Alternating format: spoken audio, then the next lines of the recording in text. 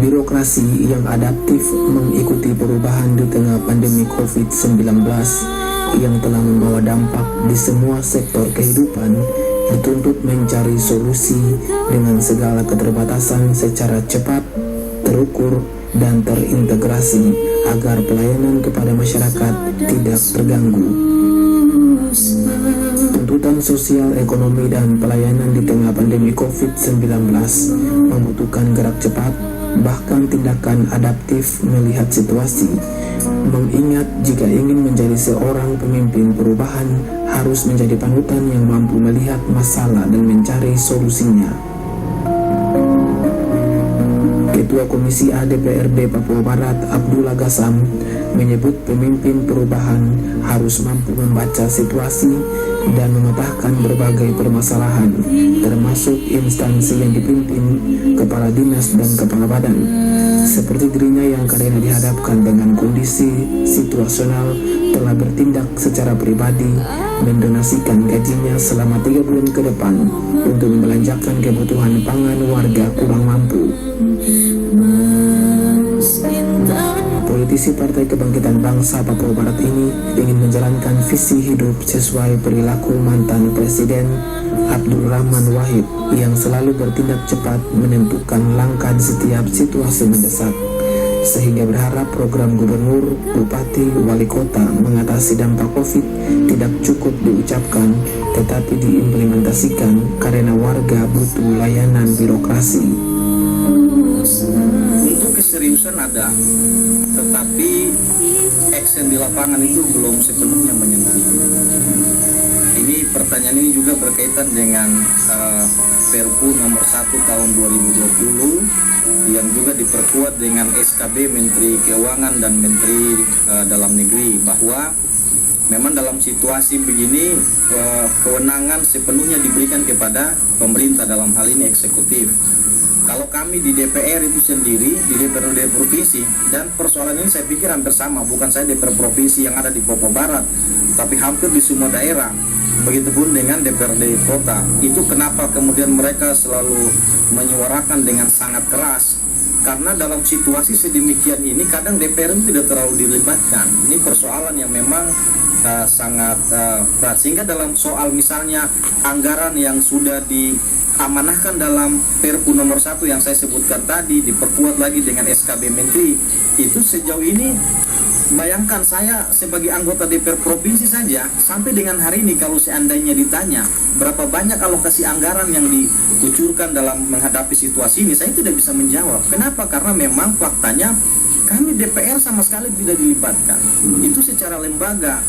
Itu sebabnya saya dalam beberapa aksi-aksi kemanusiaan yang saya lakukan itu sesungguhnya bukan merepresentasikan lembaga, tetapi atas keterpanggilan sebagai anggota DPR yang notabene dipilih oleh rakyat di Dapil Kota Sorong. Harusnya yang diharapkan itu apa menurut Anda? Persoalan yang paling penting, yang paling mendasar hari ini menurut saya adalah bagaimana untuk bisa memenuhi kebutuhan hidup masyarakat kita. Yang pertama, yang kedua, soal perputaran ekonomi ini, walaupun dalam situasi yang sesulit ini, itu bagaimana kreativitas pemerintah untuk ekonomi kita itu tidak boleh lumpuh. Jadi soal soal kehidupan, ya kasarnya perut masyarakat kita hari ini. Yang paling penting menurut saya hari ini bukan soal kita dengan gampangnya saja bilang masyarakat kalian di rumah saja, itu bukan solusi. Kalau cuma suruh di rumah tanpa disertai dengan solusi-solusi yang lebih konkret, itu omong kosong namanya. Oke lah, hari ini kita tahu bahwa banyak sekali bantuan yang dikucurkan, tapi pertanyaannya, apakah bantuan itu tepat sasaran? Apakah bantuan itu adil dan merata? Itu dulu harus dijawab. Nah, sampai dengan hari ini faktanya pemerintah kita memberikan bantuan dengan jumlahnya sudah sedikit, tidak tepat sasaran, ada yang double dan tidak merata. Maka timbullah persoalan baru. Persoalan itu apa? Kecemburuan sosial. Kecemburuan sosial antara masyarakat dengan masyarakat, kemudian masyarakat dengan pemerintah. Ini menjadi gaduh. Itu yang saya seringkali juga menyuarakan dengan sangat keras terkait dengan persoalan-persoalan itu, bahwa amanah undang-undang yang sudah diberikan kewenangan seluas-luasnya kepada pemerintah, sehingga dalam situasi hari ini menurut saya yang paling penting dan paling mendasar itu bagaimana masyarakat kita tuh bisa makan. Itu yang paling penting. Hari ini masyarakat tuh hanya butuh makan. Mau suruh mereka tinggal di rumah 1 tahun pun tidak ada masalah kalau ada makanan yang dikasih. Sudah begitu, sudah disuruh di rumah, dia mau jualan untuk mau cari makan saja dilarang juga, diikat dengan aturan-aturan yang keras, yang aturan yang terlalu ketat.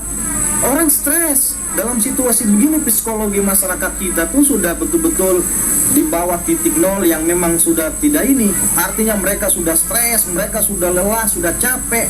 Ditambah lagi bikin susah lagi. Yang bikin susah juga bukan orang lain, pemerintah kita sendiri dengan aturan-aturan yang begitu ketat. Kemarin itu di DPR RI sudah mengesahkan itu bukan lagi Perpu, tapi sudah menjadi sebuah produk undang-undang.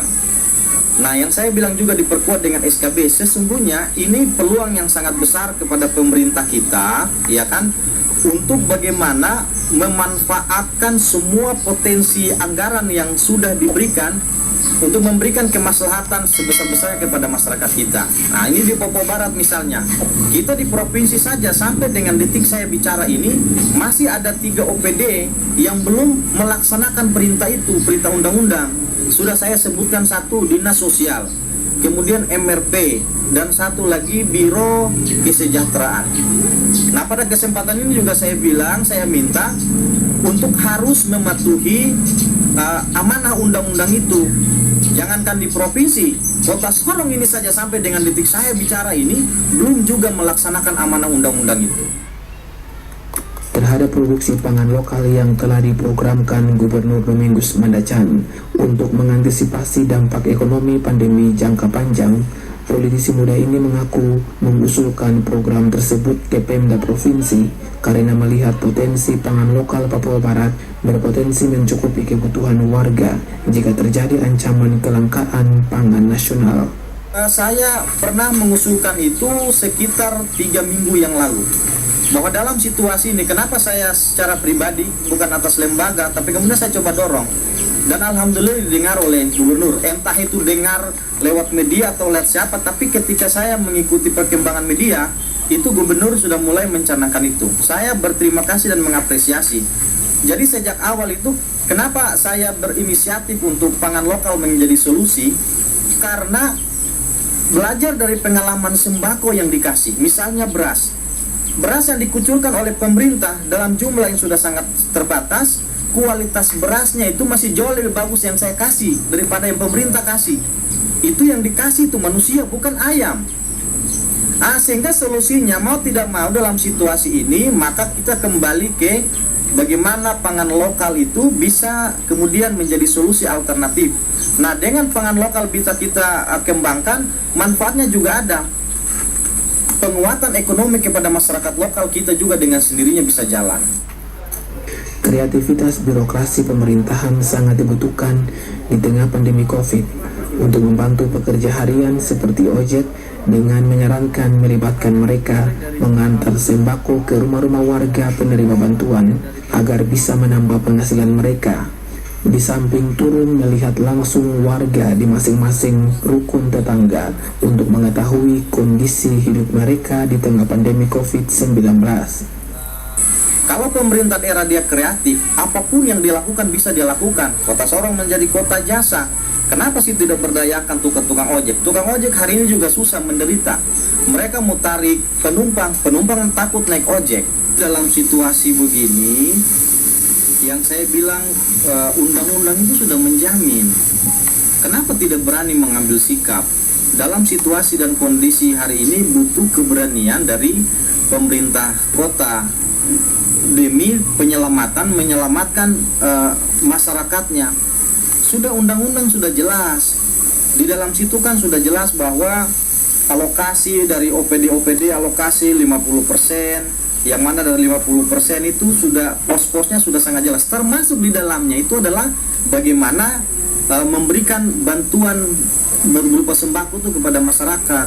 Jadi mau tunggu sampai kapan?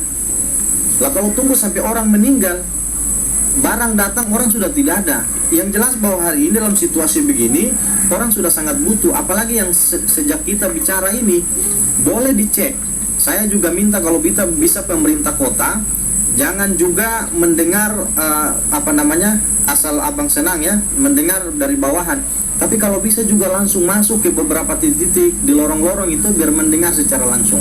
Hari ini kita bisa dapat berapa banyak orang yang hari ini menangis, menderita karena kelaparan. Kalau bicara data kan sudah jelas. Itu yang hari ini juga lagi rame. Kenapa pada saat pemilu orang gila saja masuk? Orang meninggal saja yang sudah bertahun-tahun meninggal datanya masih ada.